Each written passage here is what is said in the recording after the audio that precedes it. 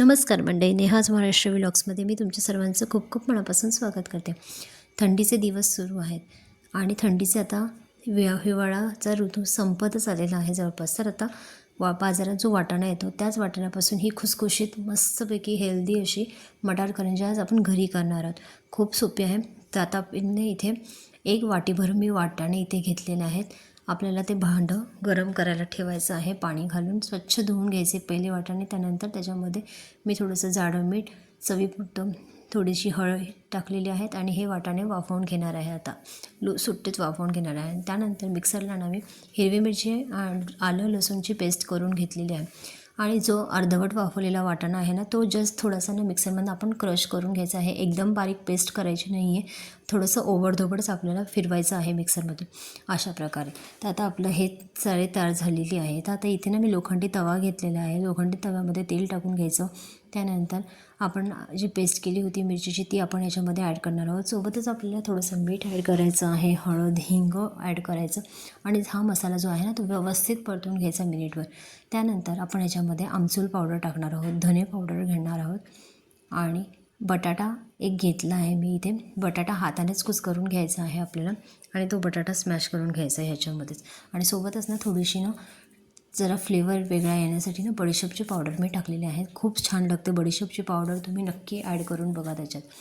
त्यानंतर आपला जो वाटाणा मी ओबडधोबड मिक्सरला फिरून घेतला होता तो आपण आता याच्यामध्ये ॲड करायचा आहे. चवीपुरतं मीठ आपल्याला ॲड करायचं आहे. सर्वात शेवटी आपल्याला कोथिंबीर टाकायची आहे ह्याच्यात आणि त्याप्रमाणे अशी आपली ही भाजी तयार झालेली आहे मटार करंजीसाठी लागणारी. तर आता इथे मी काय केलेलं आहे, जवळपास ना दीड वाटी मी आपलं गव्हाचं पीठ घेतलेलं आहे आणि अर्धी वाटी ना मैदा घ्यायचा आहे आपल्याला आणि ह्याच्यामध्ये ना ओवानं चांगला हातावर ना घासून घ्यायचा आणि तो आपल्याला इथे टाकायचा आहे. तर आता ज्या कढईमध्ये मी मटार करंजी तळणार होती ना त्याच कढईमध्ये ना पहिले ना तेल चांगलं कडकडीत गरम केलं आणि त्यानंतर असं मस्तपैकी कडकडीत केलेलं गरम तेल आपल्याला या मिश्रणावर ओतायचं आहे. चवीपुरतं मीठ घ्यायचं आहे आणि आपण नॉर्मल कणिक जशी मळतो ना सेम तसंच मळायचं आहे. थोडंसं घट्ट ठेवायचं फक्त करताना, एकदम पण लूज कणिक मळायची नाही आहे आपल्याला. तर आपण थोडं थोडं पाणी ॲड करून ही कणकेचा गोळा व्यवस्थितपणे मळून घ्यायचा आहे. तर आता आज तुम्ही बघू शकता अशा प्रकारे म्हणजे थोडीशी सैलसर अशी कणिक मळून झालेली आहे माझी. तर आता थोडा वेळ ना मी मुरायला ठेवला होता 15-20 मिनटं. त्यानंतर आता आपण हा कणकेचा जो गोळा आहे ना तो व्यवस्थितपणे आता एकजीव करून घेणार आहोत 15-20 मिनटं झाले की. आणि त्यानंतर याचे आपल्याला जसे छोटे तुकडे घ्यायचे त्याप्रमाणे याची पाळी हातावर घ्यायची, लाटी घ्यायची आणि त्याप्रमाणे आपल्याला आता याच्यामध्ये करंजी भरून घ्यायची आहे.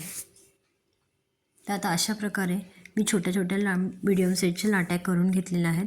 जवळपास 8 ते 9 लाट्या माझ्या तयार होत्या याच्यामध्ये एवढ्या मिश्रणामध्ये. तर एक लाटी आपल्याला आता घ्यायची आणि त्यानंतर आता हे बघा हे मिश्रणसुद्धा आपलं तयार झालेलं आहे सारण. तर आता लाटी छोटी लाटून घ्यायची, एकदम पण बारीक आपल्याला करायची नाही आहे, पातळ करायची नाही आहे, थोडीशी ना जाडसर ठेवायची म्हणजे जेणेकरून ना जे सारण आपण ॲड करू ना ते फुटत नाही किंवा बाहेर पडत नाही. तर आता अशा प्रकारे मध्यम पुरी आकाराची तयार झालेली आहे. मधोमधनं चांगलं आपण केलेलं सारण भरून घ्यायचं आणि साईडने ना त्याच्या कडांना सगळ्या दाबून घ्यायच्या अशा प्रकारे, जसे आपण करंजीला दुडपतो ना त्याप्रमाणेच. आणि त्यानंतर आता करंजीचं आपलं जे मशीन असतं ना ते फिरवायचं. हे अगदी ऑप्शनल आहे, तुम्ही चाकूने फिरवलं तरीही चालू शकेल. तर अशा प्रकारे आपली ही एक करंजी तयार झालेली आहे. अशाच प्रकारे आपण आता दुसरी करंजी पण करून घेणार आहोत. सारण एकदम मस्त भरायचं, गच्च भरायचं आणि घट्ट दाबून घ्यायची ती पाळी जी असते ते, म्हणजे ना सारण काठोकाठ पसरलं जातं, चांगलं फुलून येतं सारण. तर आता अशा प्रकारे ही दुसरी करंजी पण आपली भरून झालेली आहे. मी कढई गॅसवर तापायला ठेवली होती. कढई चांगली तेल गरम झाल्यानंतर आपल्याला ह्याच्यामध्ये करंजी सोडायची आहे. तर आता 2 करंज्या माझ्या करून झाल्या आहेत. तर आता या 2 करंज्या तुम्हाला पहिले करून दाखवते मी, की अशा प्रकारे आता ना चांगले तेल फुललं ना त्यानंतर आपल्याला दुसरी बाजू पलटून घ्यायची आहे करंजीची आणि मंद गॅसवरच आपल्याला करंजी चांगली खरपूस होईपर्यंत तळून घ्यायची आहे. तर आता अशा प्रकारे माझा कलर करंजीचा आलेला आहे. करंजी काढून घ्यायची एका कागदावर किंवा टिश्यू पेपरवर.